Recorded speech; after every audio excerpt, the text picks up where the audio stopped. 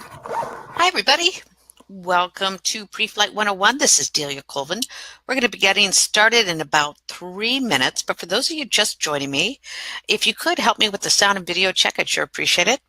Now, the first thing that I'd like you to do before you do that, hopefully you can hear me, send me a yes if you can hear me all right, yes if you can see the blue screen with my picture on it.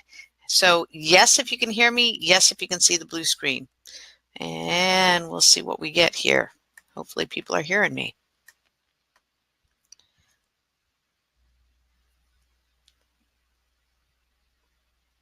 Wonderful.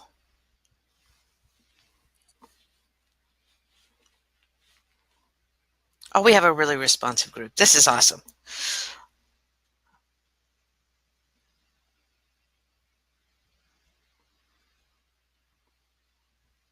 All right. Again, we're going to be getting started right in a few minutes. If you could send me, there's 3 pieces of information and 1 message. The first one is, yes, if you've attended one of my webinars, no, if you have not. The second piece of information is your pilot rating. And the third piece of information is the city and state that you fly out of, all in 1 message, if you could. Yes, if you've attended one of my webinars, no, if you have not, what your pilot rating is, and the city and state you fly out of.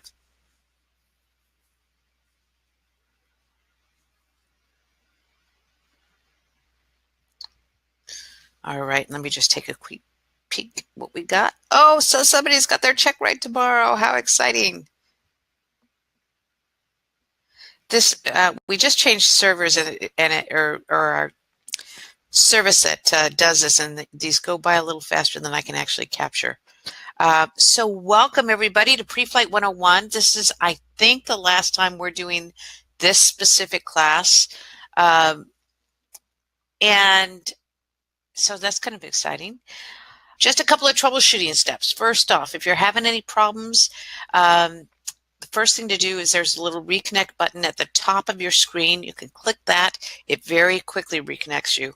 Also, you can, to send a message, look on the right-hand side, you'll see a box with 3 white dots. When you press on that, it brings the chat box out. You can send a message to us, and we see it and we can respond.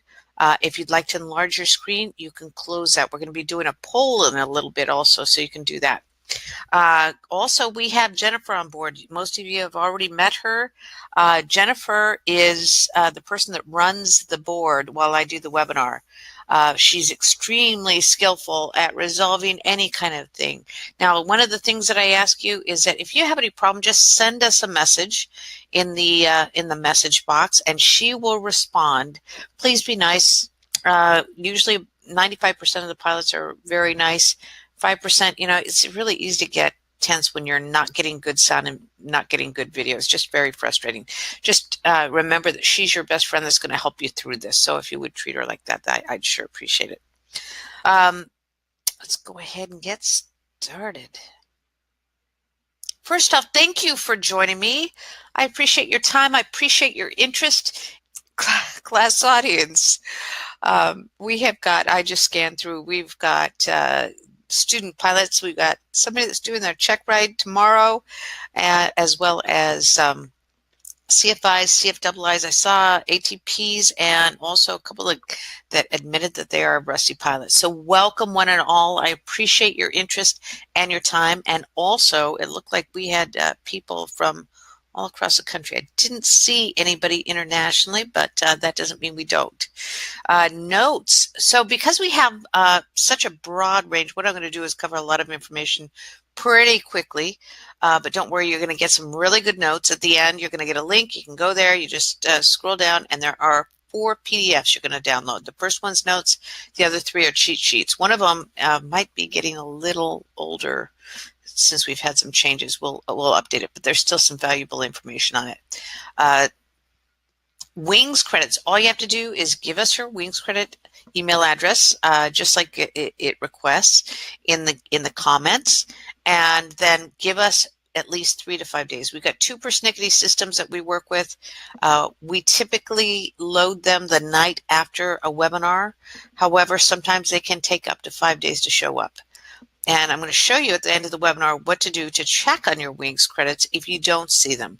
Please don't send us an email before then. We had like 20 people that shot us emails last week, just the day after, and then their wings credit showed up like an hour later. So just give us that time if you would. Feedback. Your feedback is vitally important to me. And, I do this for you, which is why we're changing the webinar to one that you've been requesting. We're going to shift a couple of things, and I think you're going to really love what we're doing. So anything that I can change that isn't going to tick off the rest of the pilots, I do it.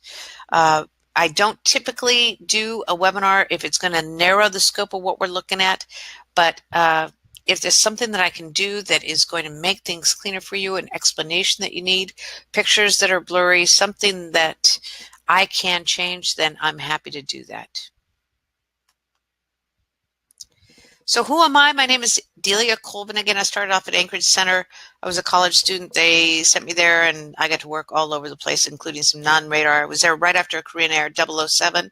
So there were some interesting things in place. I happened to also be a Russian interpreter, so I began my tour and explanation giving in Russian at Anchorage Center.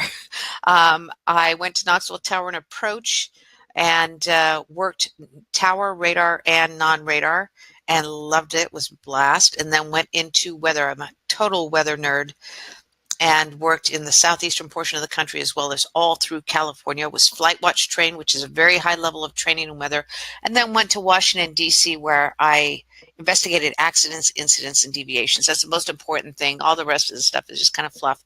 But when it comes down to it, what I learned from doing that is what we're going to mostly talk about here. So there's been a lot of changes in the way that we get briefings. Prior to 2004, you were required to either get a briefing from a dispatcher or from 1-800-WEATHER-BRIEF. You had to call and get a recorded briefing. During that time, at 2004, we privatized, and it was kind of a rough transition, although I think Lockheed did an admirable job for how quickly they got everything going. And so a lot of you started going to self-briefing. And I do understand. By 2014, 93% of all pilots preferred to self-brief. So big changes in the way that we get our weather. But here's the problem, is that you don't know what you don't know. I think of Scott Crossfield, who at one time was the most experienced rocket plane pilot in the world. He was flying from Alabama to Manassas. Excuse my jagged line there. As a matter of fact, let me make this line in red or yellow. It was flying from Alabama to Manassas. I hope you can see that. And one more time, we'll try this. All right. And he did a standard weather briefing at 8 a.m. for a 10:30 flight, and said, it doesn't look too bad, probably going to get a nice push. But here's the thing you got to know about this area. Southeastern portion was part of my airspace. We have got in this area an onshore flow of warm, moist air off the Gulf. We've also got an onshore flow sometimes from the Atlantic of warm, moist air. And as it moves overland, we start getting some lifting, and you can expect between spring and fall thunderstorms. You just can, especially because you've got the Appalachians that go right along here. Here's the problem. If you have any kind of low, any kind of frontal system in this area to give us additional lifting, you're going to have monsters. And typically, that's the only place in the country that I know of. Both Jack Center and Atlanta Center used to turn over their jumbo jets for us to work them through it because it was so massive. And if you've ever tried to fly into Atlanta in spring and summer, you know the routine is that you normally go into circling until something clears up and you can get in there. So this is the situation we were looking at. 8 a.m. was not too bad. By the time we started getting some daylight heating, about 10 a.m., it started cooking. He said, doesn't look too bad. Got to his aircraft, did a very thorough pre-flight on his aircraft, and flew right into a cell of extreme precipitation, and we lost. one of our great pilots. Another one, Steve Fawcett, record-setting aviator, renowned glider pilot. Now, he was flying on the eastern side of the Sierras here. Now, one of the things to know about this area is that if you are flying on the eastern side of the Sierra and the winds are out of the west, which they almost always are, and at 12,000, if they're over 20 knots, you've got a chance of 1,000 to 2,000 foot per minute downdrafts on the eastern side of the Sierra. On that day, there were actually 35 knots. We got a pilot report at 35 knots at, I think it was 12,000. And it was a Sunday flight. Everything looked pretty good. Ran into 35 foot per minute, or 3,000 foot per minute downdrafts. And we lost another one of our great pilots. I was actually involved in the search and rescue on that one. So here's the thing. Understanding weather is vital to your health. It's been a passion of mine. I've lost family members. I lost my 9-year-old nephew. Very nearly lost my daughter. She was supposed to have been on that flight. And so it is a passion of mine. And I take it very, very seriously. I hope you do too. So here's my question for you. What are the barriers that keep you from getting a better briefing? Let's do a little poll here.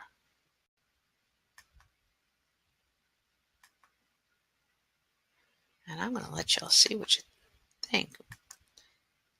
So what do you consider the biggest barrier to a better briefing? Unfortunately, on this one, you can only select one, but let's see what you think.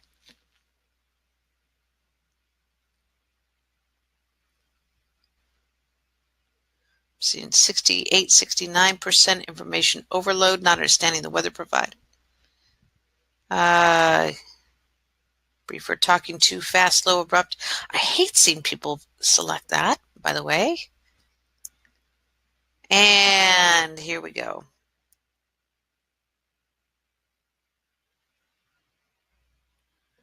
Numbers just shifted just a little bit, but generally running about 60% information overload or not understanding the weather that you're looking at. 14% believing you already know the weather, and you can take a look at the rest of those. 19% briefer talking too fast, slow, abrupt, intimidating. So I'm going to give you some tips on specifically how to handle that.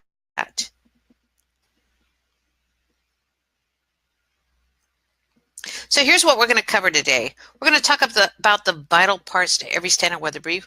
We're going to go over the overview and what to look for, the basics of briefing, the new graphical forecast for aviation and various tools within it. We're going to talk about how to talk to flight service and get the briefing that you want. And then we're going to wrap it all up with the 10 top tips to a better briefing, which is one of the highest rated things that we do on this call, and then we'll open it up for Q&A. I also have some really cool information that I'm going to share with you at the end. So here we go. Now here's a requirement. Each pilot in command before beginning a flight shall become familiar with all available information concerning that flight. Now, what answers that question or that requirement is a standard weather brief. Standard weather brief is basically a checklist of items that you can look at that is going to tell you exactly what's going on along your route. I recommend that you get it within 2 hours of your proposed time. If Scott Crossfield had gotten it within 2 hours, I think he would have had a better idea of what was going on there. Because what happens is at 8 o'clock in the morning, we don't have a lot of daylight heating. And so most of those thunderstorms start forming about 9:30 or so. Also, each piece is designed to give you a better picture of what's going on with the weather. Now, there's also an abbreviated briefing. Now, there's 2 different kinds of abbreviated briefings. One is an update. We're going to talk about that in a moment. This is the abbreviated briefing where you're just looking at a couple of items. If you call flight service and ask for an abbreviated briefing, you must then tell them exactly what you're looking for. I'm looking for the currents and forecasts at Lincoln Field. My recommendation is that if you do that, please don't replace that with a standard weather brief. We used to have people that used to call up all the time and say, I want an abbreviated, just give me the currents and forecasts for instance, Lincoln Field, which is near Cincinnati, by the way, Columbus, and Cleveland. Now, here's what we're looking at here. Visibility is unrestricted. That's great. And ceilings between 2,500 and 4,000. Really not too bad. Sorry for my really god-awful drawing with this. But here's the problem. See this showers here? Showers indicates there's something convective going on. Now, when you see that in a terminal forecast, you can often say, that is just a filler. They think they're going to have thunderstorms. Because sometimes if they're not certain, they'll put showers in there as a placeholder where they can change it to thunderstorms if they do see them develop. It means something convective's going on. Here is the reality of this situation. Here is a line of moderate to extreme precipitation that's running 2/3 along the route and was not showing up in the forecast. Now, the other thing is that right behind this flight, we have this whole line of light to moderate precip, and guess what? That became extreme precipitation a few minutes later. Now, an update brief, I think, should be a part of what you do when you get your standard brief. Get your standard weather brief within 2 hours of your flight, and then you get an update brief. You get an update brief within 30 minutes of your departure time is what I recommend. I recommend you do it right before your run-up. You can call flight service and say, I'd like an update brief. I got my standard weather brief at whatever time. Now, if you missed a presidential TFR, when you got that standard weather briefing because you did it yourself and you were just kind of jumping around and looking at things, and then they're not going to give it to you again. They may if they're smart, but they're really probably not going to give it to you again. Those people that complain that they gave it to you again, you got to understand they're looking out for your interest. Okay, so when you get your update brief, there's a couple of ways you can do it. You can call flight service and get that, or you can go to 1-800-weatherbrief.com and schedule an update brief, and it will send you a visual and textual update on anything that changed since your last briefing. Now, I think it still sends you all the NOTAMs, but it's a really phenomenal tool, and I would absolutely take advantage of that. It's really going to help you with some things. There's a couple of other things I would look at too. We'll talk about those later. I recommend that you get this again within 30 minutes of your flight time.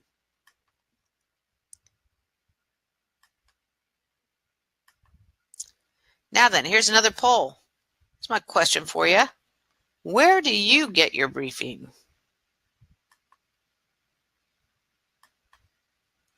Where do you get your briefing?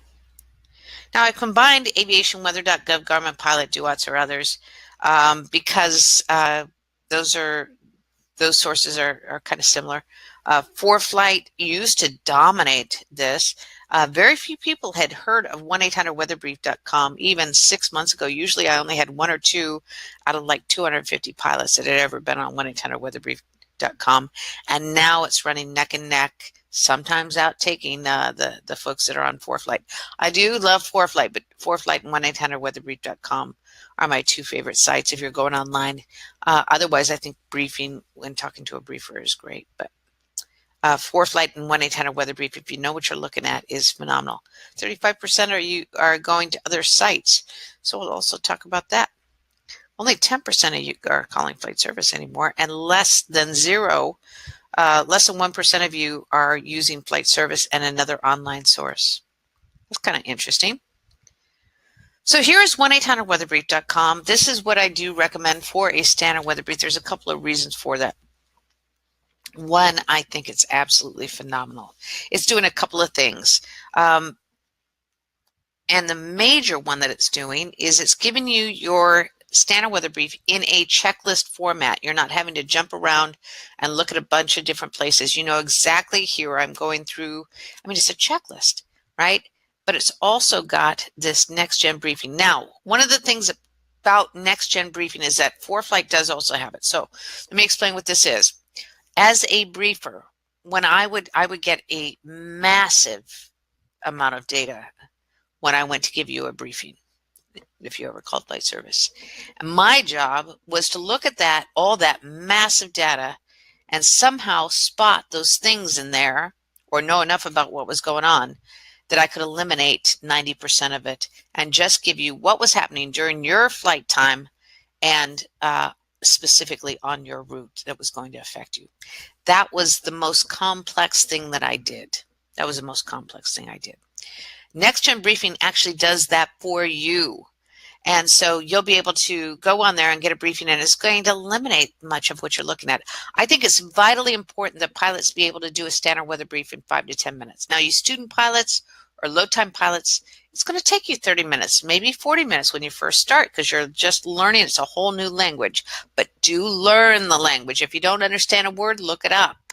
You're going to get one of your notes that you're going to get here is also an IKO cheat sheet. It'll break down what the different meanings are. So it's a very valuable tool for you to use. But this next gen briefing is very important, and it's going to shorten the time that you need to get your briefing. Now, the reason I say it's vital to be able to do your briefing in 5 to 10 minutes is that if it takes you longer than that, you're going to take shortcuts. You're going to leave things off. You're going to think that all you need to look at is the current and forecast and the METARs and the TAFs, and that's just not true. I'm going to tell you, every single person that ever called me and said, I want the current and forecast, and we're using that in place of a standard weather brief over many years, there was always major weather between those 2 points. It was kind of like just Murphy's Law. You know, you could have had where there was actually nothing going on, but I just didn't see it. Now, the other thing that I want to point out is that along here on 1-800-WEATHER BRIEF, there is a whole bunch of featured capabilities that you should take advantage of, whether you use 1-800-WEATHERBRIEF.com or not. And by the way, I have no reason to recommend this other than I think it's simply the best. I think they're doing phenomenal stuff.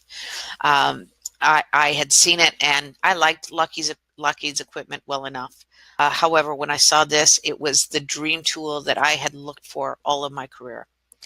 And I will tell you that Preflight does some amazing things as well. I just wish that they had the format of a standard weather brief on their site. That's the only thing that I have any back off. But if you have a checklist and you can use Preflight, then I think that's great too.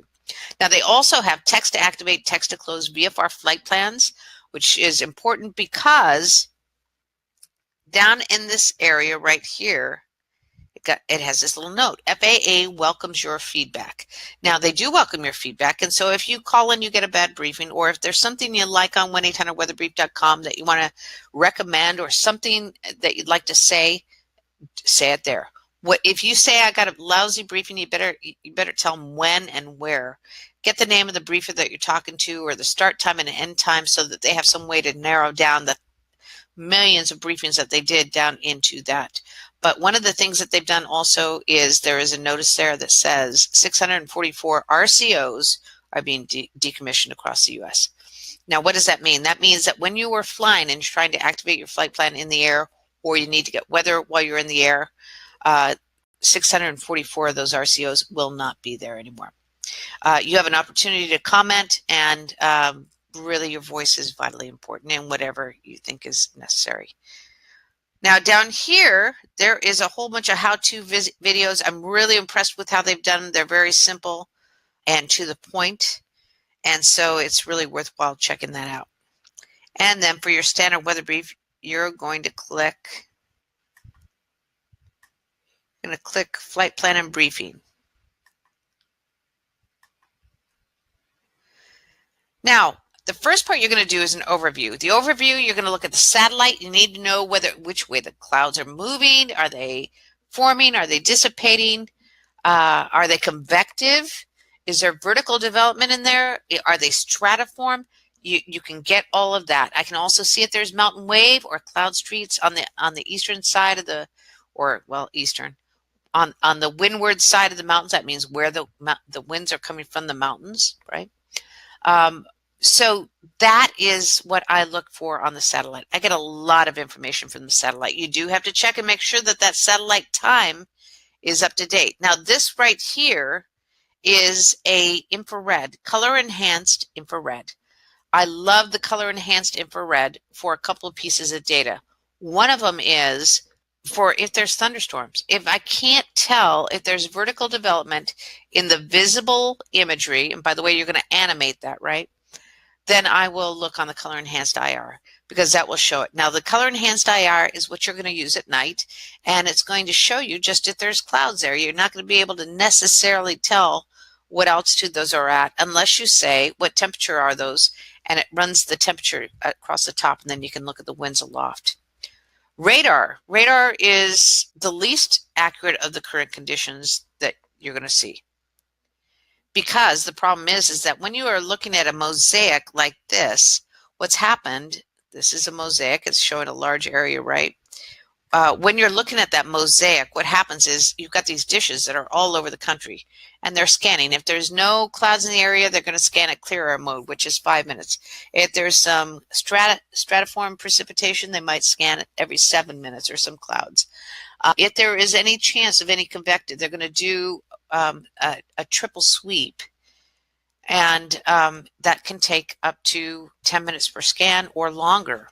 The guys that create these mosaics, what they do is they do a scan like every 5 or 10 minutes, and they print the time of when they created that mosaic on that map.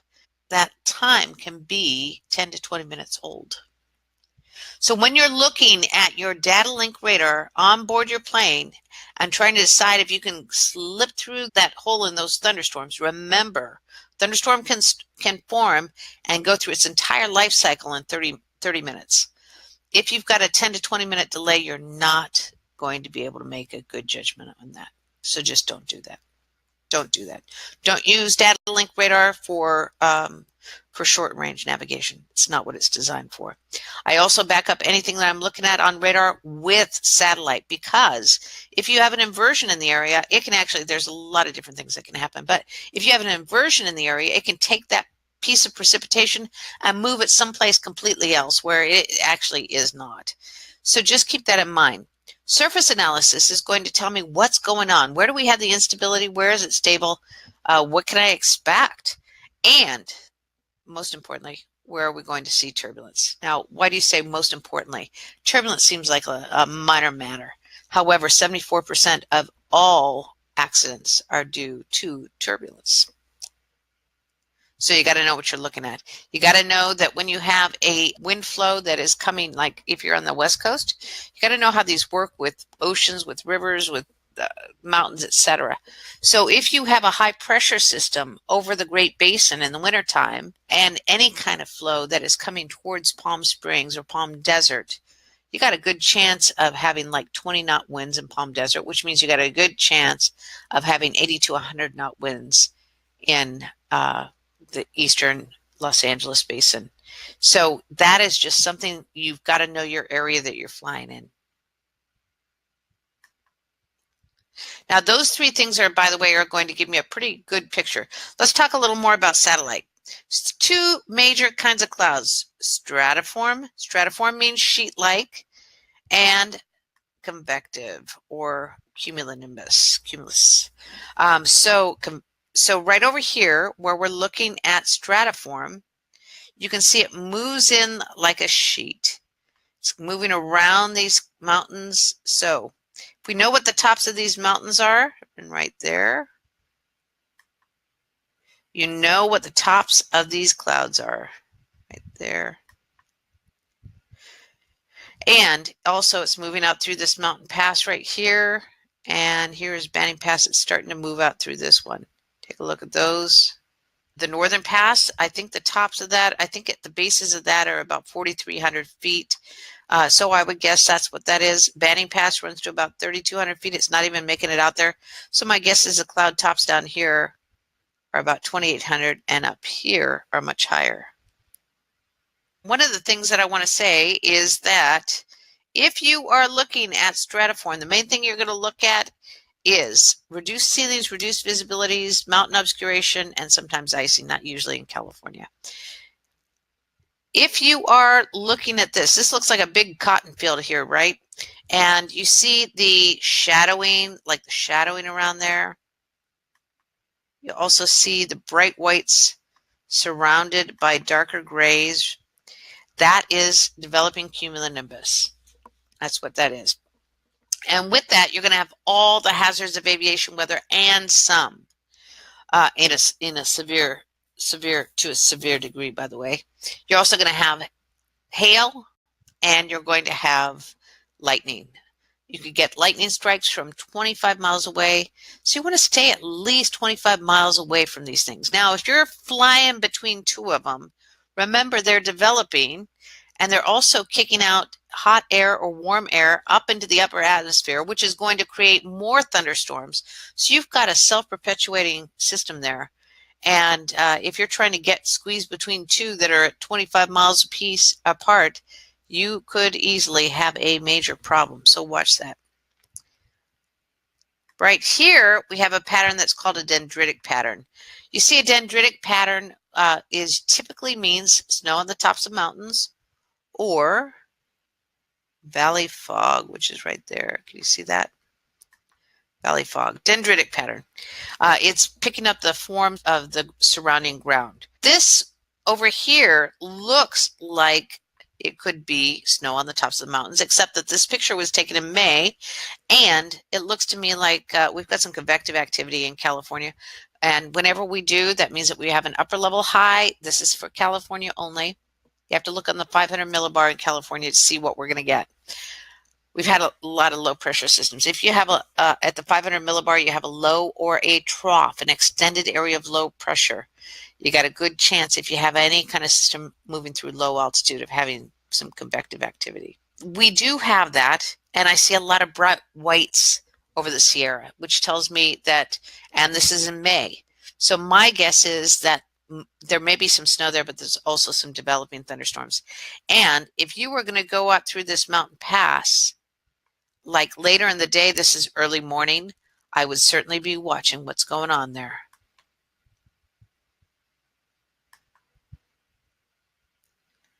Now here's a flight that we're doing, and there's a couple of things I want to point out.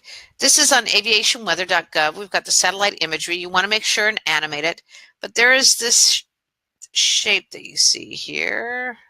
Can you see that? This is pretty unique to this area because you can actually, it's visible and you can actually see through it. It looks like it's probably higher level. It's what we usually see in the summertime down in this area. We get the Bermuda High, and it will actually, if you're looking at a colored photograph of it, it will look almost orangish in the southeastern portion of the country. That looks to me like haze. So that's kind of interesting. But we're going to look at a flight from down here, from Portland down to Eugene, Oregon. Now this, remember what we talked about, this looks convective to me. I would have to look a little closer and we'd compare that, but that's what it looks like to me. Now here's a close-up, and here you see a lot of, this looks kind of thick. Something's going on here, and it doesn't look like normal clouds look. It's kind of translucent. I can see through it just a little bit. Our flight is from like right here down to about here. And there's some things I want to point out here. This right here and this right here actually goes down further than that. That is mountain wave. There's mountain wave. We've got mountain wave there. It's not do we, it's you do. Now, what altitude are those clouds at? We don't know. And we could look at the METARs and figure that out. But the main thing we want to know is that there is mountain wave there. And the worst of the mountain wave is going to be within 2,000 feet of the peaks of those mountains. Those clouds, however, could be at 10,000 feet and could be, or 15,000 feet. And that's just because that's where the temp dew point spread came together. Now here, we're getting it. The winds are blowing this way. Here, the winds are blowing this way. So it's kind of interesting. And by the way, if you guessed, this right here is developing thunderstorms. See the bright whites surrounded by grays? That change of wind is also kind of interesting. Now we look at the satellite. Here we've got the national satellite. We don't see anything going on in here. However, we're going to look at the single site radar. That's going to give you the most accurate data on that. And remember that you want to animate it. So this is ground clutter, and actually none of this is moving. That's because it's all associated with mountains in the area. The radar is picking up the mountains. So it's not picking up any precipitation along this route. Remember, you do have to animate that. And sometimes you're going to see movement on it because cars are moving on the ground clutter, etc. Now, a couple of things. We've got a little low sitting right over the Dalles and a trough sitting. You see that orange? Here's another one. This was a very hot fall day. I think it was, yeah, September 3rd. And yeah, it was right before Irma came up here. Irma was probably sitting right down here. And by the way, this is a dry slot for those of you that don't know. You will not usually see those east of the Mississippi, but what happens is you get a very dry area right along a frontal system, and then you tend to see thunderstorms developing in alignment with those. Now, this trough right here, it is an extended area of low pressure. You can see the isobars around there. Isobars are lines of constant pressure.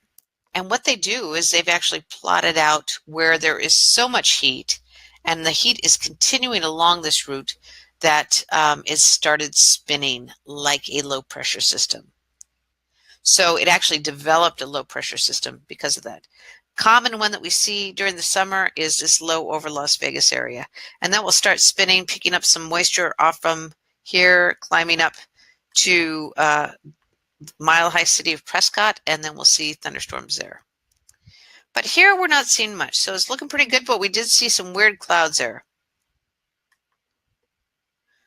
So now we're going to go on to 1-800-WeatherBrief.com and we're going to log on. Now, let's say that you did your overview, and here especially, I have a big questions about what's going on. What is that? What is that layer that looks kind of hazy? I can see through it, so I know it's not clouds necessarily. So what's happening there? I'm going to call flight service. Now, when you do, my advice is to be the pilot in command.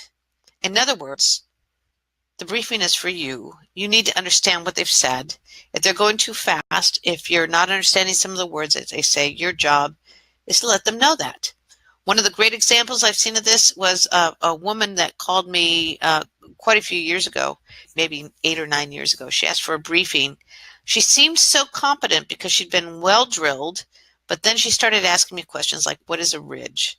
Now, when somebody asks me that, I know they're pretty new. Ridge is an extended area of high pressure. And what I was telling her is that due to the ridge, there was probably going to be some haze through the Central Valley. So she asked me further questions about that. She asked me a couple of other things. And then I discovered she was a wife of one of my great heroes, General Chuck Yeager. He was also her CFI. He was also on the call. And yes, this was her first standard weather briefing, which I never would have guessed unless she'd asked those questions. Now, I had the extreme honor and privilege of, they invited me up to dinner. It was a thrill of my life. And when I got up there, I got to hear a lot of amazing stories. For those of you interested, the general is one of the most charming Southern gentlemen, humble. It was one of my favorite nights, thrill of my life. And one of the things that I realized is that General Yeager survived when a lot of people didn't. Now, from reading his book, which I used to read once every 6 months, what I knew is that he knew more about aircraft than any living person, even experimental aircraft. I think it was the F-15 or X-15 that dropped out of the sky, and he got down there and started hammering on something and got it fixed before he hit the ground. But he also knew more about aviation.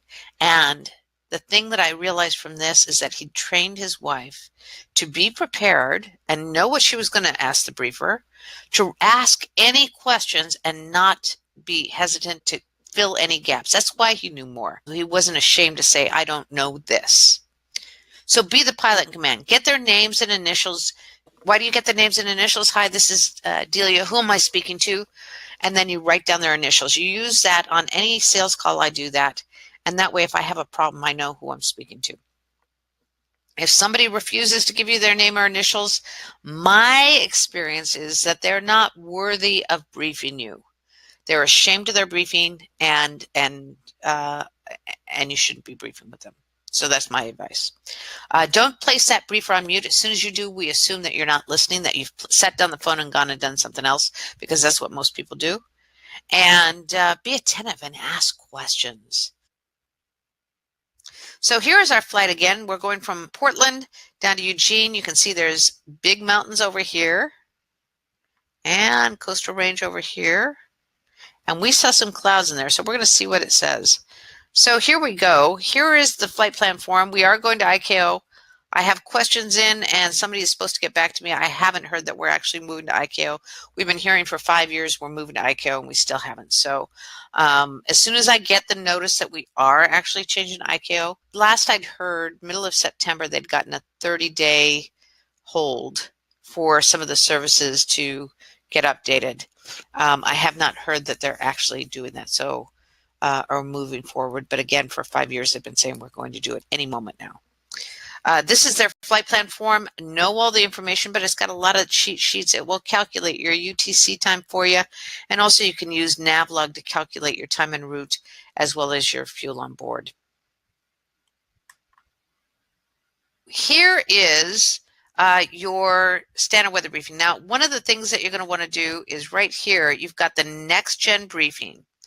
And then we've got adverse conditions, surface analysis, current conditions, forecast, and NOTAMs. What is that? That is your standard weather brief.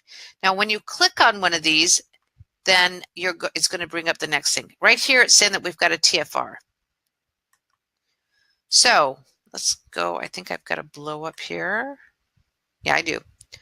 All right, so you could read all this text. If that briefer is reading that off to you, you're going to go cross-eyed, and so are they.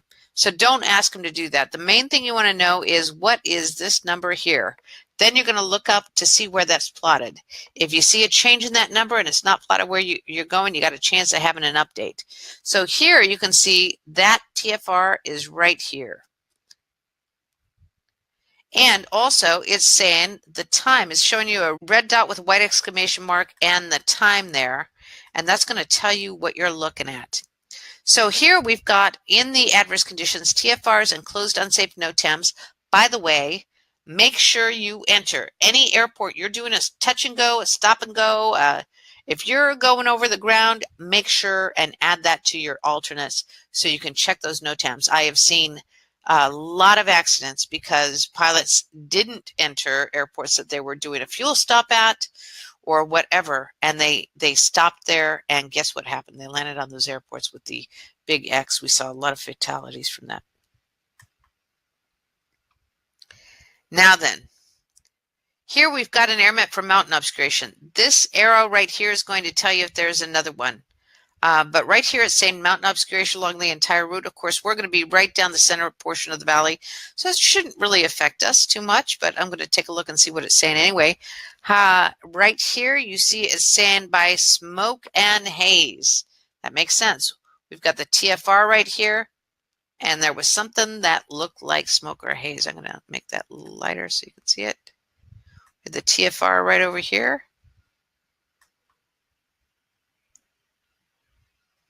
Now, one other thing I want to point out is that of the adverse conditions, we've got the NOTAM portion of it, which is through here. Whoops. And then over here, you've got convective SIGMET is showing 0. SIGMET, 0. AirMet, it's got no 0 there. Urgent pilot report, 0. Now, if you've got anything going on, any weather going on, I would take a look at the urgent pilot reports.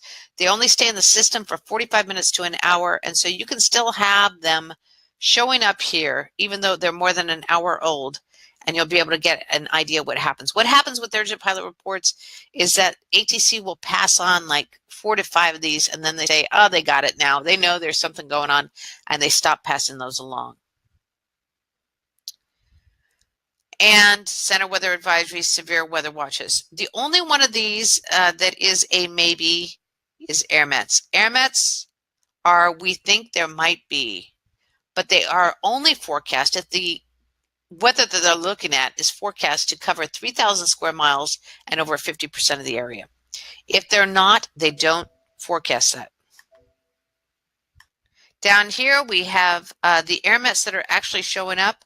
We've got IFR conditions, mountain obscuration, icing, freezing levels, and that's about all that they're looking at. They are forecasting mountain obscuration along the entire route. Now, here's the thing to know. The most common pilot error in weather-related fatalities is pilots continuing into IFR conditions or mountain obscuration. That kills more pilots than any other weather phenomenon. 63% of all weather-related fatalities are due to pilots continuing on to those. And that doesn't just mean VFR only rated pilots. I've seen IFR rated pilots also killed by this. So take that very seriously, and do not. I used to have pilots tell me all the time, "I'll just I can just stay underneath that, do a little bit of scud running." Please don't tell them that you're scud running, and please don't do it.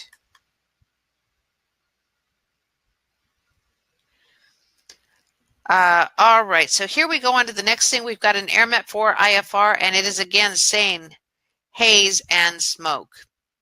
We know that there is something going on with that fire, and it's creating some reduced visibilities. Now let's talk about VFR flight not recommended. I cannot tell you how many pilots used to really get ticked at me for saying this. And here's the thing. This was instituted because 63% of all weather-related fatalities were from pilots flying into IFR conditions. So the FAA, in its wisdom, said, let's have the briefer actually give their opinion of what they think that pilot's going to run into.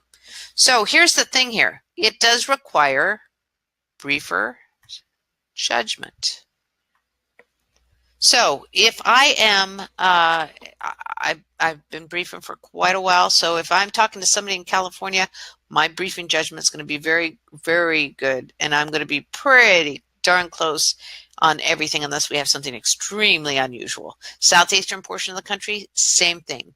However, if I suddenly get a call from Idaho, and I've been briefing in the southeastern portion of the country, my briefing judgment is not going to be that fast. And I'm going to have a tendency to say VFR flight not recommended. The thing is, when you hear this, and you student pilots and low-time pilots, I want you to listen to this.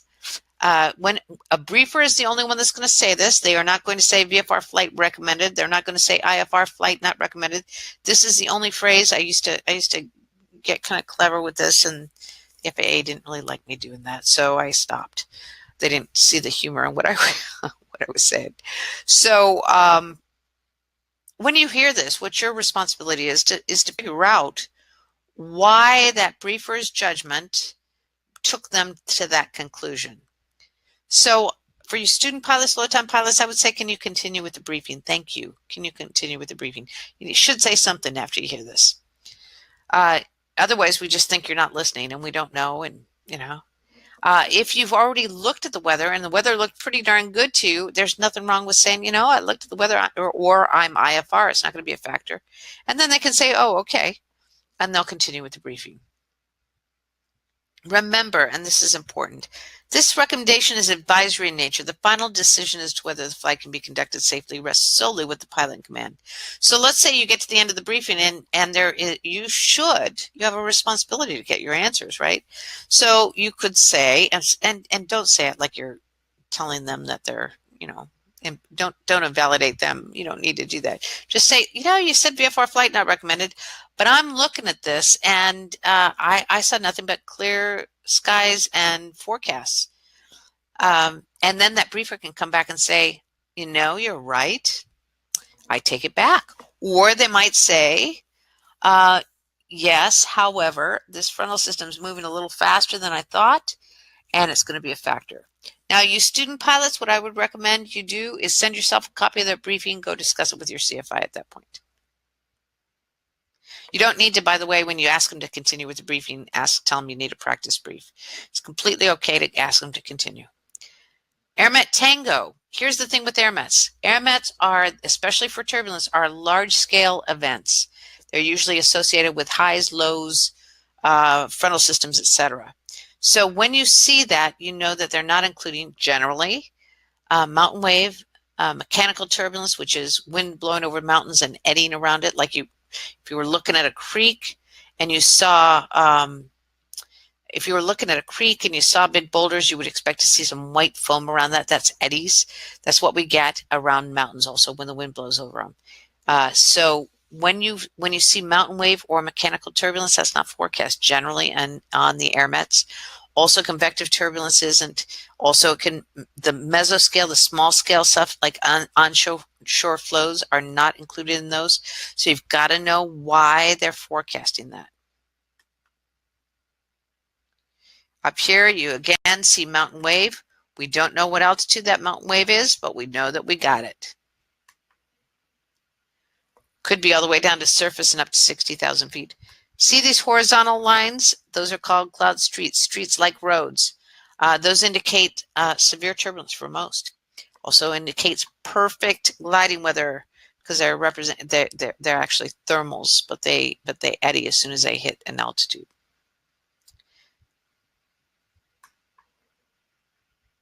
So how do I check winds? How do we know if we've got winds? The problem is winds are aloft. The winds aloft are only forecast twice a day. So what do? We go to this thing called the VAD winds. The VAD winds are one of my favorite tools in aviation.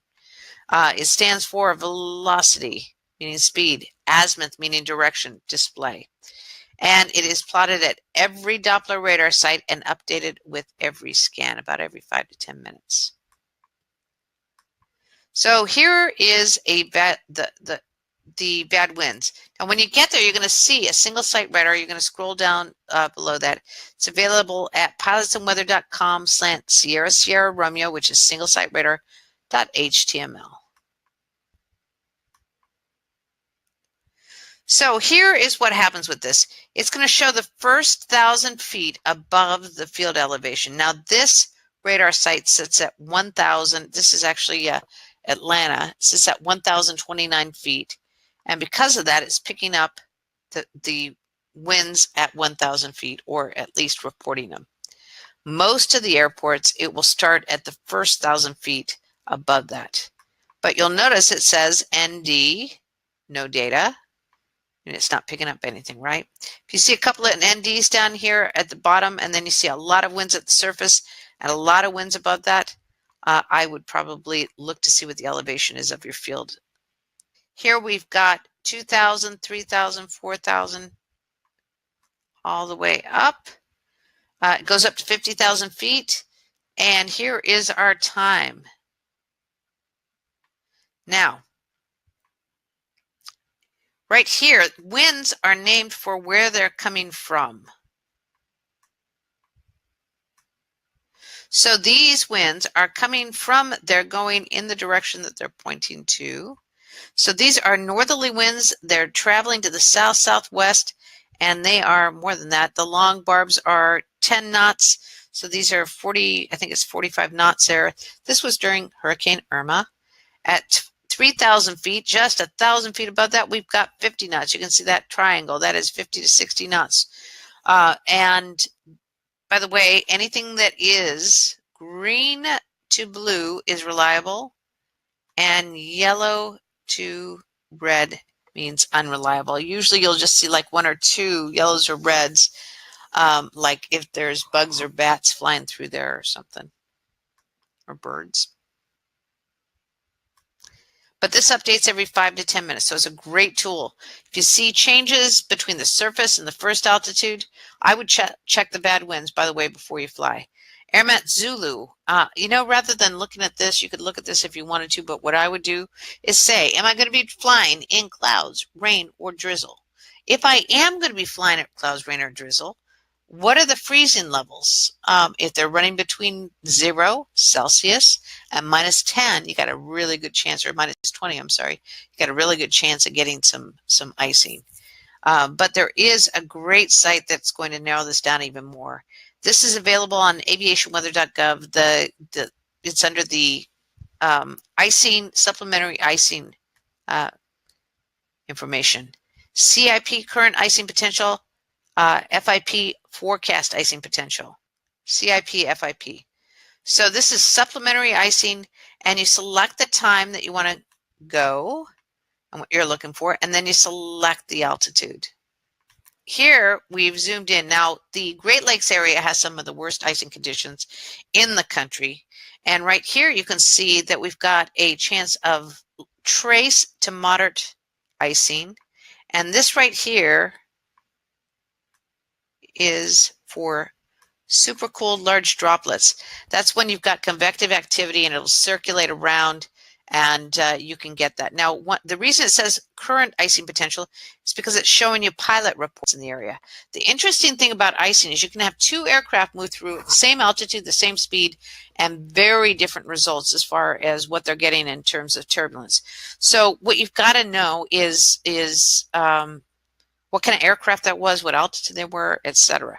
It's really important information when you're passing on an icing pilot report. By the way, the FAST team reps that I know that are also CFIIs that fly up in that area swear by that tool. I always say just use common sense also. If it looks like you might have some icing and that's not forecasting, I would still consider you're going to have an icing issue. Here we got the current conditions. Now, if you are kind of new at looking at these, one of the things to know is that everything behind remarks is mostly for the National Weather Service. So you don't really need to concern yourself too much with that. You need to know how to read this. Winds visibilities. Here we've got all along the route, you can see we've got clear below 12,000, visibility is unrestricted until you get down to Corvallis.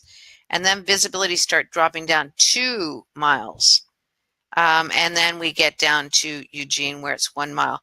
It's actually reporting an RVR, which is a reporting point where they put it at the end of the runway and they measure what the visibility is in feet because some aircraft can land if the feet are reduced. And it's due to smoke. So we've got some IFR conditions there. Now you can click the plain text if you just want to clear up what something means, but don't keep it on that. Learn how to read that IKO. And here's what happens if you bring it up. This is half the reporting points on this report. And you can see you're not going to be able to get the clear picture of what's going on very, very rapidly. But you can click on that and it'll do a great job for you. Now, here is the area forecast. I'm not thrilled with the graphical forecast for aviation on the 1-800-weatherbrief.com because you can't click on it and enlarge. They may have changed that. I haven't checked this week. But I would go to aviationweather.gov and I would look at it there.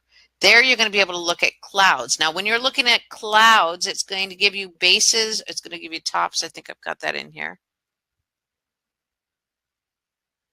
But here you can see, you may be able to see, it's saying clear. So here we're going to go to the graphical forecast for aviation. That's going to give you a little more information. Go to Tools, go to Graphical Forecast for Aviation, and when you click on that, it's going to take you here. Now this, I like to look at the clouds, but I also like to look at the ceilings. Ceilings are AGL, clouds are MSL.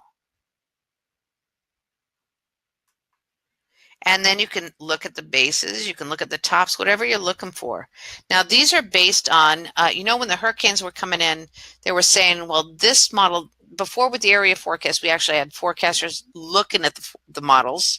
They were mostly based on the models, but they did have somebody looking at them. They don't update those. I don't know if they update these graphical forecasts for aviations. My guess is no. My guess is they're still based on the 0 to 12 Zulu forecasts. Or reports what they get from the balloon launches, and then they feed that data into a computer and it spits out a model.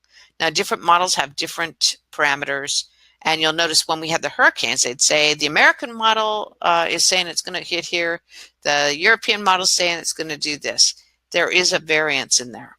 So just keep that in mind and check that against what you're actually seeing and realize that the graphical forecast, you know, and I would also check the ceilings is based on MOS bulletins, which are, in my opinion, going to be a little more accurate than just using the graphical forecast. But remember, ceilings are AGL, bases are MSL. Now, when we went to ceilings, it said clear along our route, but it had this little symbol. Actually, not there, it doesn't. And it was saying some IFR conditions. You see the symbol. So over here, it's got a thing that says weather symbols, and you can click on that. And it says the symbol is for smoke or fog. No surprise there. Just remember also, terminal forecasts are spot forecasts. They're valid for 5 statute miles around that airport only. And if that forecaster isn't certain that the weather is going to affect them, they do not include it. So what you've got to know is what are they kind of thinking is going to happen in that area, and are they saying it? So here is our TAF, and normally it's going to highlight it. For some reason, it didn't do that day. It must have had a malfunction. And normally it'll say 5 minutes later, it's expected to do this. So just take a look at the TAFs and read those and know what they're forecasting. They are forecasting IFR conditions with visibilities down to 1. So right now, we're going to have marginal conditions, and you can actually see it on this map, and IFR conditions down here. So we have a little bit of concern about that, probably not going VFR. And so what did they mean in that forecast? What we're going to do is we're going to go to the forecast. We're going to go to the aviation forecast discussion so that we can find out what exactly that forecaster thinks is going to happen in that area. Now, sometimes if it's a little dated, it could be outdated, but it's usually a really good forecast, and it's usually pretty short and to the point, and it's usually pretty accurate. And they also usually mind their language. They make sure that their language is something that you're going to be able to understand. As an example here, it says, heavy smoke down around Eugene has kept low IFR visibility at the terminals through much of this morning. Thinking once the northerly winds get down to Eugene, visibility should improve to at least marginal VFR. Watching Corvallis, which is just north of Eugene, may be an indicator of when and if Eugene is going to improve. So that's pretty straightforward, I think. Then we've got the winds aloft forecast. You can take a look and see what they're doing. Again, I would always check that against your FAD winds right before you depart. Check it against what's going on the surface winds, and then also just double check that. So here, winds aren't too bad. Do have a shift in direction, but not a lot of velocity. So I hope that was helpful. We're going to go through the 10 top tips for a better briefing. I've got a story that we're going to share, and then we'll open it up for Q&A. However, this is my 4-minute word from our sponsor. I am the sponsor of these events. We spend thousands of dollars. We spend a lot of money so that you can do this. And the reason I do that is because I had an option as an FAA safety to use the FAA site. However, I wanted to make sure it was a best environment and that we were able to do this whenever we wanted to, and they had a limitation of 100 pilots. We went ahead, we've put these on, and we are regularly over 100 pilots. So I upped it and I paid for 500.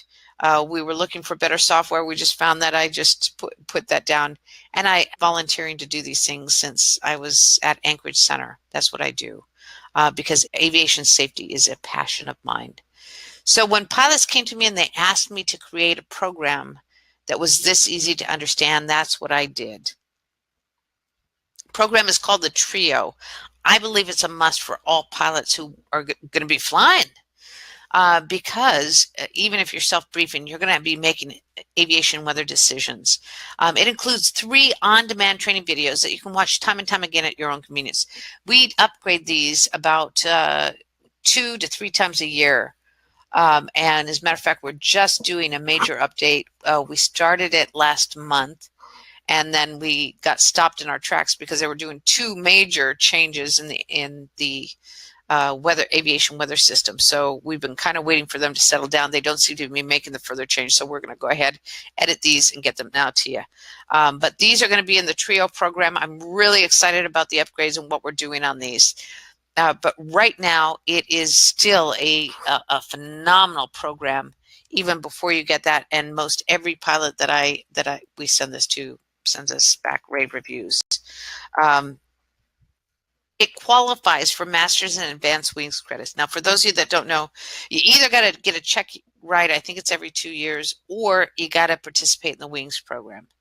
If you do this, this is your continuing education, and you have to have Masters and Advanced Wings credits. Very few courses offer the Masters and Advanced Wings credits. So I took this down to the FAA, and I said, does this qualify?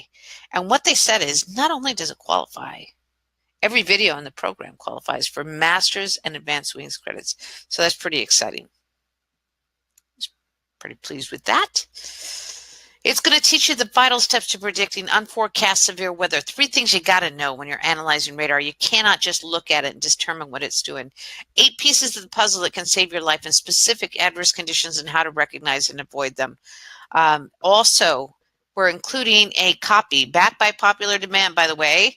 We don't always do this, but we are including a hard copy a paperback copy of my book, Aviation Weather Made Easy. It's book 1 of my 3-book series.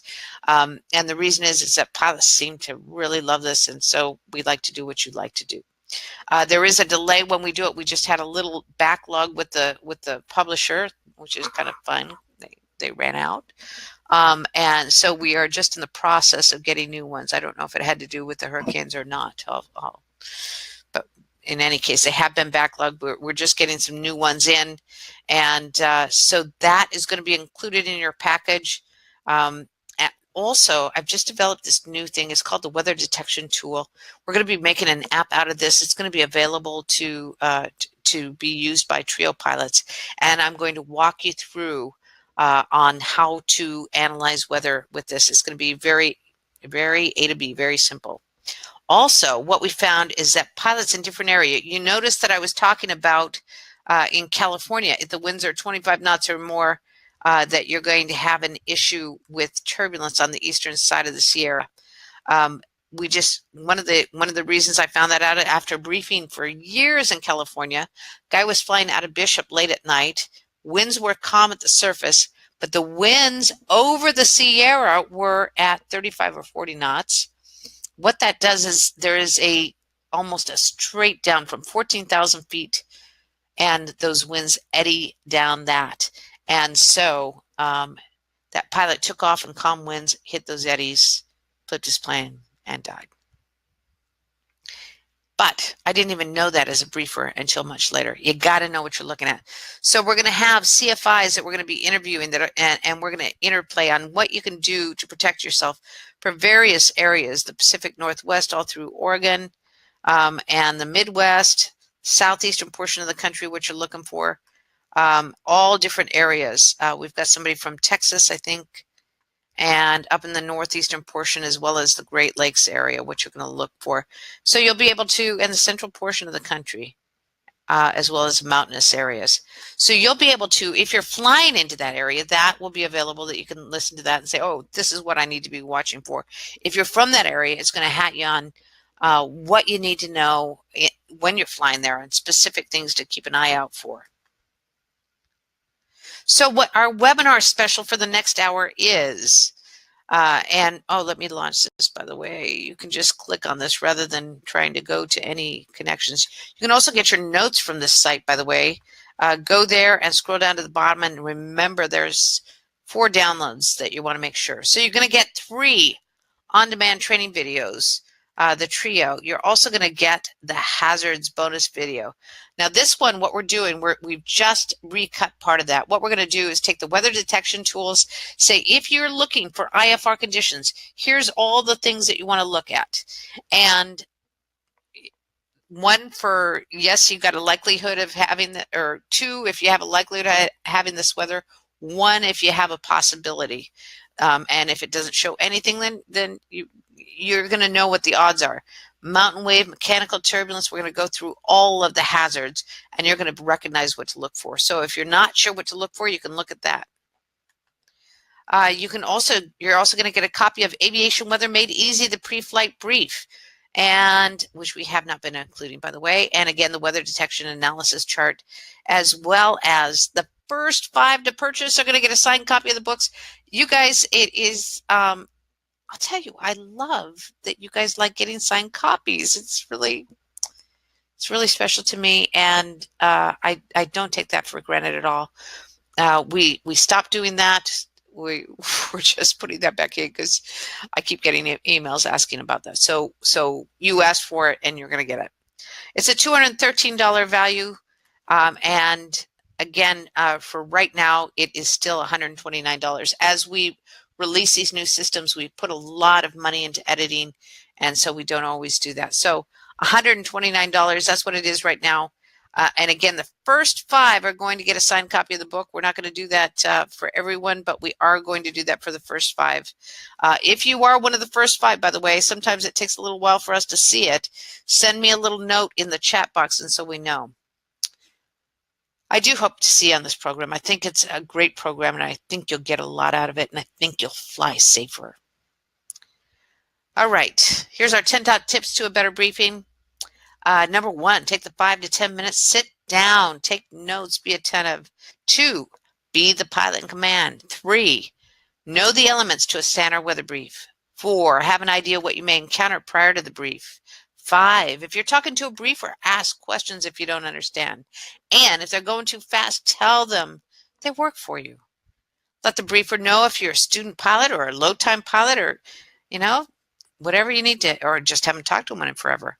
Log on to 1-800-WEATHER BRIEF to get an update on adverse weather. Get a standard weather brief within 2 hours of flight and an update within 30 minutes. And lastly, educate yourself on aviation weather. It's the best investment you can make if you're going to fly. Last story. It was Thanksgiving Day. It was almost 9 years ago. When, and by the way, this story has haunted me for these years, and until I started telling it here, I used to have nightmares about it pretty regularly. This pilot it was the busiest briefing day of the year. He'd probably waited 45 minutes to an hour to get to me. During that time, he'd loaded up his plane, driven to the airport, and was now loading up his plane. So, obviously, he put me on mute during the briefing. He was flying from Sacramento area over a 7,300-foot pass and down to Reno, which is about sea level. So I started the standard weather briefing. He was going to be in IFR conditions, and I started noticing that about 2/3 of the way up the mountain, there was thunderstorms developing. Now, those aren't always easy to spot.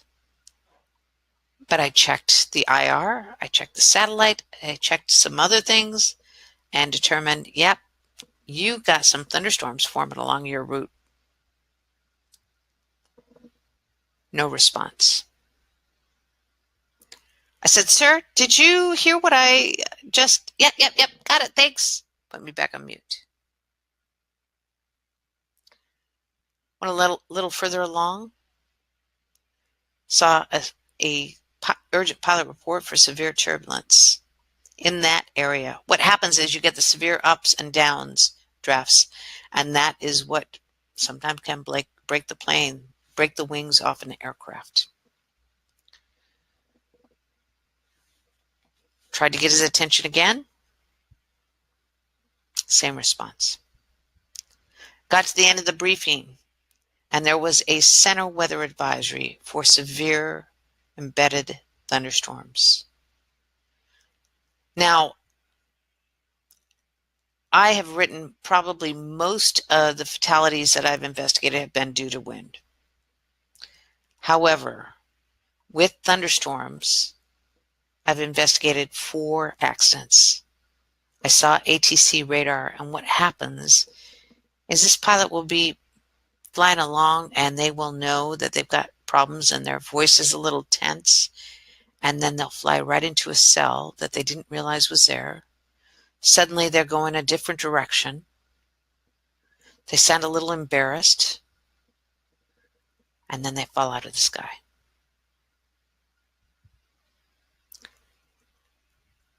So at this point, I am trying to get this pilot's attention. He's getting a little irritated with me, and I get that. And so finally I said, pilot weather reports are requested. He should have hung up at that point, but he didn't. And a moment later, I heard him say, all right, kids, in the plane. And I heard these little kids running and cheering as they're running to the plane. And I said, whoa, wait, sir. He said, yeah. I said, those your kids? He said, yeah, they're my kids. I said, do you love them? because they're probably not going to make it to that turkey dinner. So what are you talking about? I said, severe embedded thunderstorms. He said, severe embedded thunderstorms. There's a long pause. A moment later, I heard him say,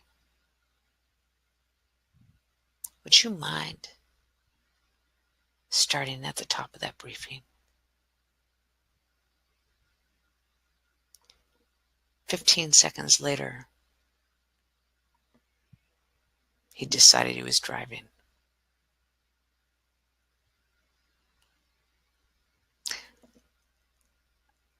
That story never fails to choke me up. It never fails to but there's a reason I tell this story over any other story, and I've got a lot of them, a lot of accidents, it's the only one I know that has a happy ending. So please don't let that be you. All right, I want to thank you again. I appreciate your time and interest. CFIs, if you'd like to be involved in the program we're doing some pretty cool things for CFIs there. Also, notes and links. All you have to do is click on the Trio link and scroll down to the bottom. There's 4 downloads, including the notes, and Wings credits. As long as you gave us your Wings credits in the comments and attended most of the webinar, you will automatically get the Wings credits. Now, this is the FAA safety page, and you should be well familiar with this. If you don't see your Wings credits show up in your email in 3 to 5 days, please wait 3 days, please. It overwhelms my staff sometimes because we get like I said earlier, we got like 20 people asking us 2 days later. I didn't get my Wings credits, and about 20 minutes later, the FAA released them all, and they all got them. But you can log on here and go in, look in advanced credits. Now, down here, if you're not familiar with the Wings program, is all you need to know about it. They also have a really great AMT program that you should check out right here if you're involved in AMT. And this is such a great program, and there is so many great CFIs that donate their time to it, so check it out. And let's start the Q&A. Let's see what we got here. You're welcome, Jonathan. All right. You're welcome. You're welcome. You guys are wonderful. This has been a really fun class. So what do you think of the graphical forecast for aviation? So my concern is the accuracy. I think you need to check the graphical forecast for aviation against the on the graphical forecast. Go to the clouds portion or the ceilings portion and look at those two and see if there's a variance. If there is, check to see what's actually happening. And I think that's going to give you some good answers. I don't know what the accuracy is of the thunderstorms. I know the forecast for thunderstorms on the area forecast was the best that I've seen. Area forecast is supposed to go away this month. I don't know if it's gone yet. Hi, Marla. Thank you so much. Thank you, Gerald and Ted, Terrence, Wayne. Hi, Jack. Jack wants to know about legal briefings, and that's one of my favorite questions, by the way. So the deal is that there is, quote unquote, no legal briefing. It used to be that you used to have call flight service, and if it wasn't on record there, you didn't get a briefing or a dispatcher, right? But things have changed since 2004, and now they have is that a lot of pilots went to self-briefing. The FAA, the head of the flight service program, actually told me, I think there's everything a pilot needs online for briefing. I don't even see that they have a need for calling a briefer. They are doing away with briefers, that's for sure. Everything that I've seen is evidence of that. I don't think we're going to have them for a whole lot longer, or it's going to be a skeleton crew is my belief. I don't know that that's accurate, but that's certainly the way it's headed. So what is a legal briefing? If you go and you have an accident and there is a well, if you have an accident, an incident, or a deviation, then what we will do is we will go and see if you got a briefing. If you didn't get a recorded briefing with 1-800-WEATHER-BRIEF, we will check to see if you got it from one of the other resources that have been categorized or deemed legal. And that means that they're associated with the National Weather Service, they're depicting their data, and they're recording every page that you look at, how long you looked at it, whether you scrolled down, etc. Those sites are 1-800-WEATHERBRIEF.com. It is the number one site that I recommend. Number two is Preflight. Preflight is a paid site, of course, but it does have MOS bulletins, which I really like. I like MOS bulletins in conjunction with TAFs. MOS bulletin, for those of you that don't know, is similar to a TAF, except it's automated. And it's updated every hour based on what the AWOS or ASOS is reporting. Now, it's unless you have Preflight or unless you're looking at the GFA, then you're going to have to look at heavily coded material. However, it's, in my opinion, it's only accurate within about 3 hours of the reporting time. So just keep that in mind.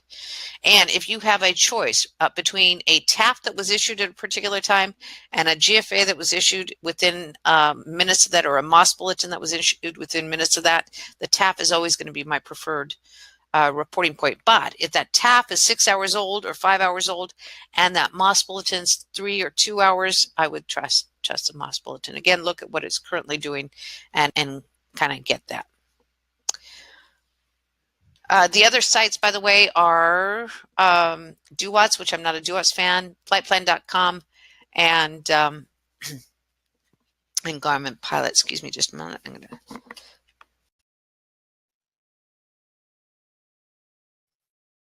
Sorry about that. Steve says, great class. Do you teach how to specifically use Preflight, DUATS, weather? Those are two different things, Preflight or DUATS. We are actually, one of the things that we're going to do is a class as soon as we get this big monster of the trio done. We're going to go through each of those on how to get a standard weather brief with those. And so that is something that's going to be available.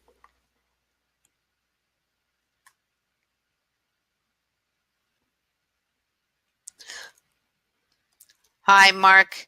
I will make sure that you get a signed copy of the book. Thank you. Hi, Terry. I'll make sure that you get a signed copy of the book too.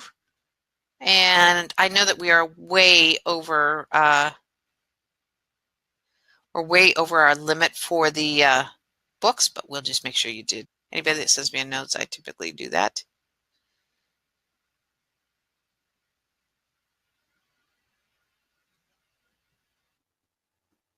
I am so excited to introduce the inventor and designer of the Switchblade Flying Sports Cars, Sam Boesfield of Samson Motors. Hi, Sam.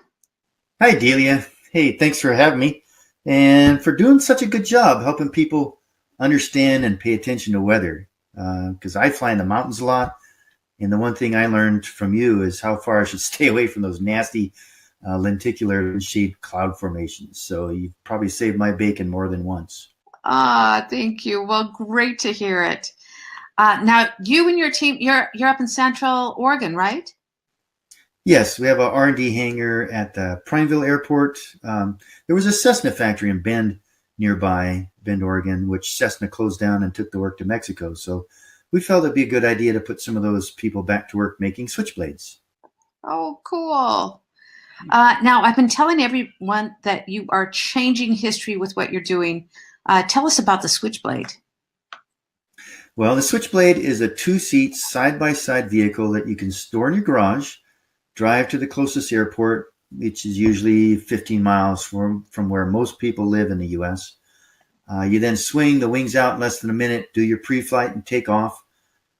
You fly then to the closest airport to your destination, swing the wings in with the push of a button, and continue driving to where you want to go. So while you're there and driving, the wings are protected inside clamshell doors on the ground, and the tail tucks into the ducted fan in the back there where it's protected by the bumpers. So on the ground, everything's protected. So we have a little animation here. Let's play this.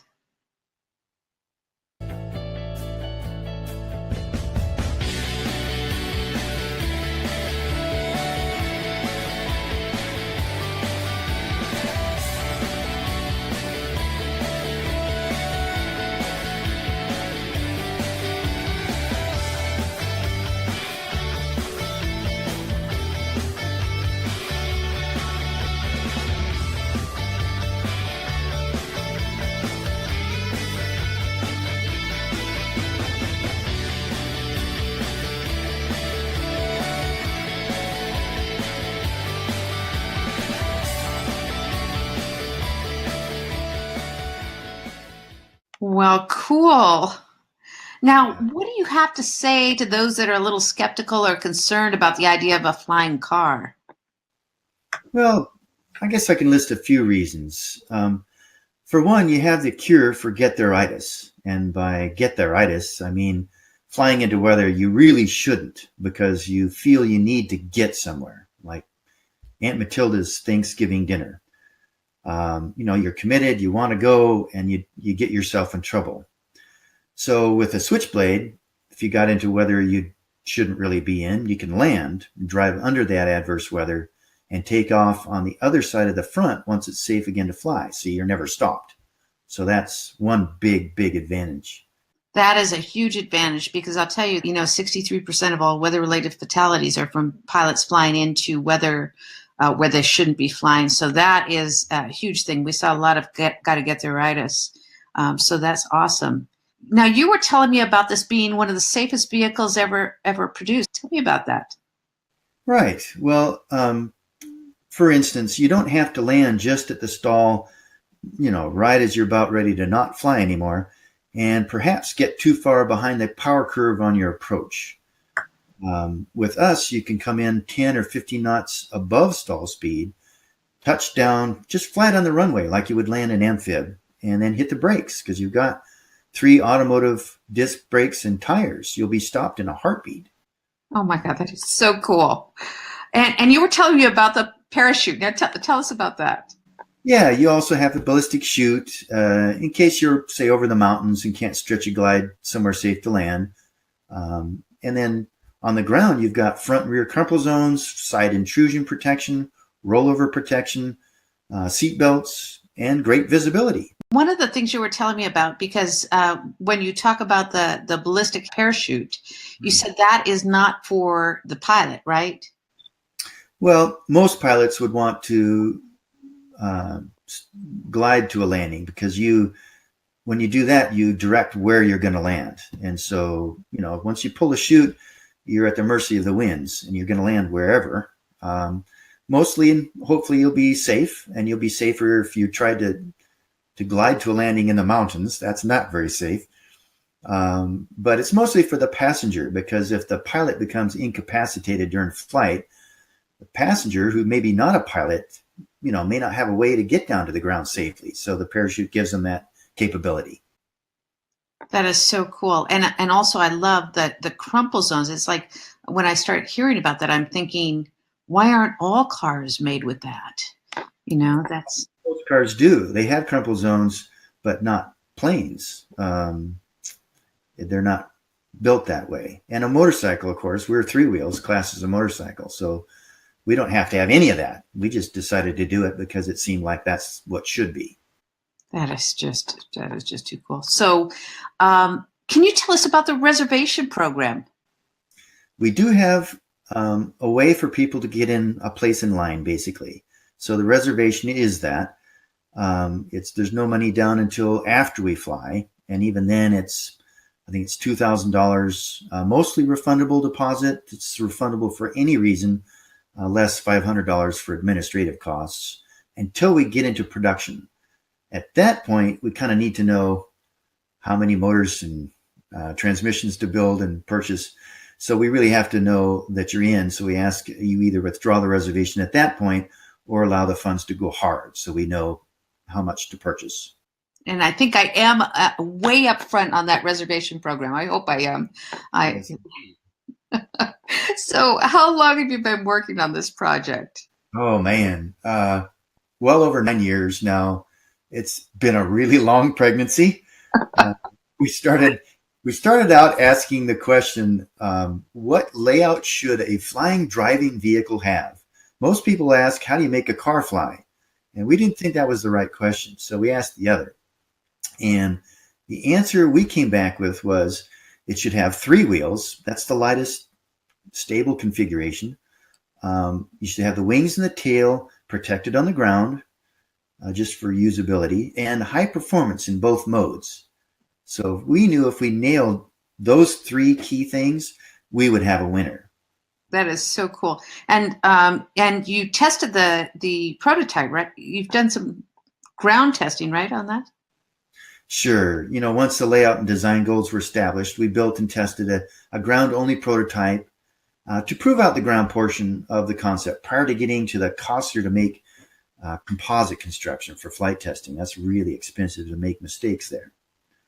So the ground prototype was built to be easily modified. We could perfect our suspension and steering until we achieved our performance goals on the ground, which was nice. We outperformed a Jaguar XK8 in head-to-head acceleration testing. What do we have? The power to weight of a 2017 Corvette. So it's really a blast to drive. It's really fun. So that's why it is you're calling it a flying sports car, because it's got all of this. I can't wait. And you know what? We have a video of the slalom test. Let's show that.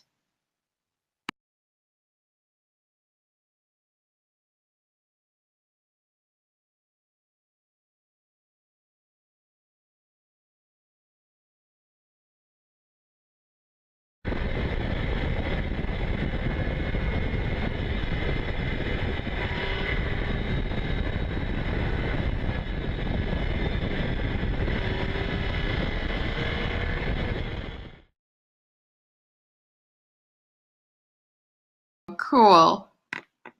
The GoPro video was of our standard slalom course testing. It shows what it's like to drive it aggressively through turns. And we're very proud that we beat everything in Road and Track's historical database in our wheelbase, the distance between the front and the rear wheels.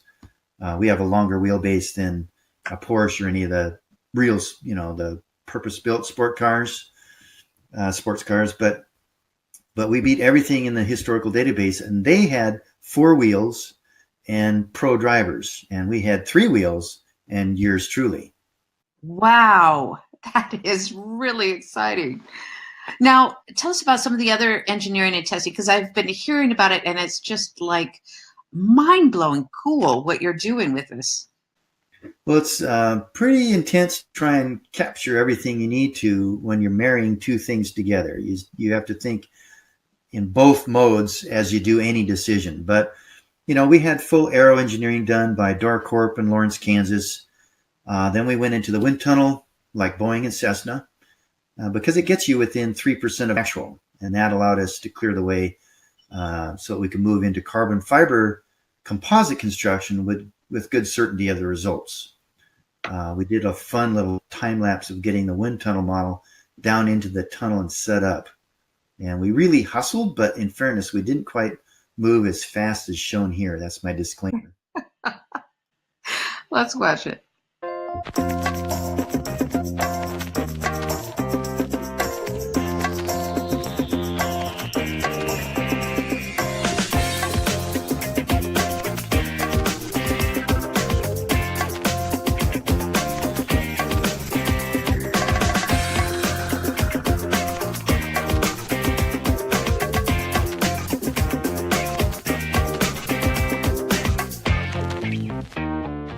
The wind tunnel is really exciting to experience. It's sort of like a miniature mission control for space shuttle launch with monitors and staff hustling around between tests. And we were like a Indianapolis pit crew. They'd have us at the door. They'd have a staff member at the door, and he would make sure the wind was off and it was safe to go in. And as soon as he called go, we were in there, pulling things apart, shifting around, next test. So we accomplished, I think it was over 110 different tests at the Kirsten Wind Tunnel at the University of Washington in Seattle. That is so cool. How does that compare with commercial aircraft that are, how many do they usually do? I don't know the total number of tests that they do. I'm sure it's more than they did because they have much more that they're trying to find out at that point. We're more focused on the tail, to be honest with you, in our wind tunnel testing, and that's what we were really focused on. But it was just, I think, the amount of tests per hour of wind tunnel time that was very impressive to the staff there. They had no one in their recollection that ever did anything close to what we did. Wow. What made you take on this incredible challenge? Yeah, what was I thinking? Well, artists dream the future, and you can see You can see that in most movies that are of the future. Fifth Element, Star Wars, Star Trek. They all show transportation being in the air. So, you look at that and say, okay, if the future has most of the transportation in the air, and at present we're mostly on the ground, what I felt was needed was that in-between step of bringing together the best of both worlds, flying and driving. Doing both well is what I feel will help us be successful. That is so cool. Now, who are your early adopters for the Switchblade? Now, the best measure of that is I guess it's 63 people so far who have joined our team through the Preflight program. Most of these were existing pilots. They were the first to come on board. And of that, we have NASA and Boeing engineers, airline captains, CFIs, and other pilots from a broad spectrum of life. So a lot of those came on early. And although the pre-flights are mostly pilots, there are some who've signed on because they always wanted a flying car. And once they saw the Switchblade, they decided to get their pilot's license. And that's a cool thing for me. That is really something else. So where are you at in the process of this? Well, let's see what we have left to finish. We finished the wings and the wing swing, the body, forward, the nose, front landing gear, seats, keel up the middle, doors. We're working on windows now. So what's left is to complete the assembly of the tail. All the parts are made. We just have to assemble. Then we have to complete the aft body section where the ducted fan is in the back, mount the engine and transmission prop, and do the interiors and windows. So we have a bit left to go, but we've accomplished a heck of a lot. So that's the big thing, is we're making huge progress. Once we're done with the assembly, then we'll be off to the test flight program and the tweaking that always gets done, because you always have something that comes up in the flight testing. So the wind tunnel gets you within 3%, like I said, but you always have something, control, balance, trim, whatever comes up, we're going to have to handle. And you actually had this at Oshkosh this year, and this amazing video.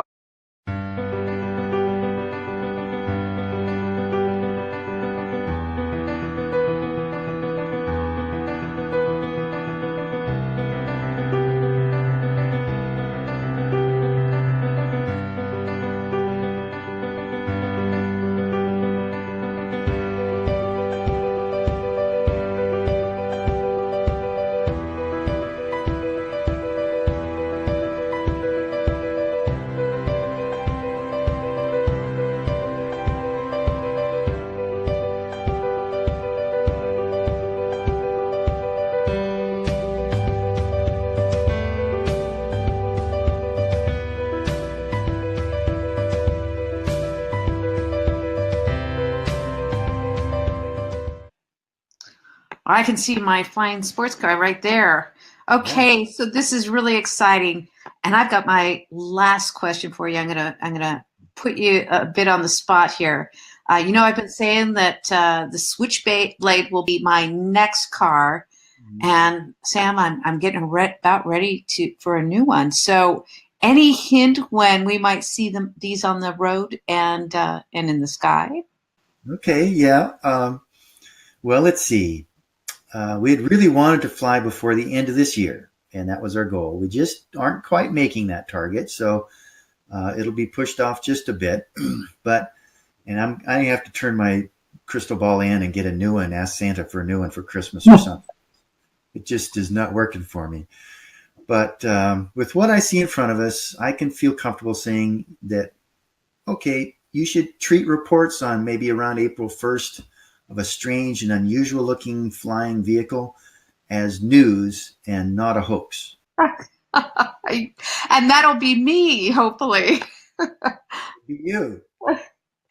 All right. And I think we already talked about this. Keep up with the news on Samson's site, on the Switchblade site. And we've got the web address up. And Sam, thank you so much for joining us and sharing your exciting news. I'm so thrilled to watch this. Yeah, cool, Delia. Thanks. We'll see you later. Yeah, you bet. Bye. All right, everybody. I want to thank you again. And if you did send me a message, we will find it and I will make sure that you got a book. I know that we're well over our category for signed books, but we'll take a look at that. Anyway, thank you, everybody. We'll see you later. Bye.